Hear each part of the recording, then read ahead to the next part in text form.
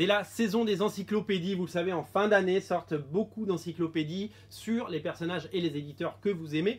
L'encyclopédie d'ici revient chez Huguin et Memine, il y a une encyclopédie Justice League qui arrive aussi, tout ça est disponible sur originalcomics.fr, je vous invite à regarder. On a aussi également un bouquin qui s'appelle Génération Marvel chez Hors Collection.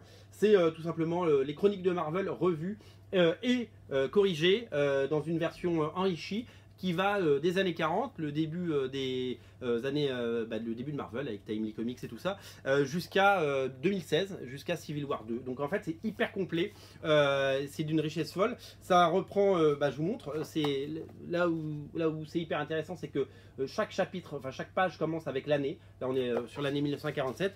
Et au début Marvel ne publiait pas que du super-héros, il y avait des comics de western, des comics de chevaliers, il y avait des comics de romance, des comics pour adolescents, voilà, il y avait des choses comme ça. Et puis après ils se sont un peu spécialisés, vous le savez, dans le super-héros. Donc ça revient sur toutes les années, toutes les grandes années, avec des focus sur les événements de l'époque, sur les auteurs de l'époque, sur les nouvelles séries, les nouveaux personnages, leur apparition. Honnêtement c'est super bien fait, le fait que ce soit chapitré par année comme ça, ça se lit, on peut lire juste une année ou deux si on a besoin. Et je vous dis, ça va jusqu'en 2016.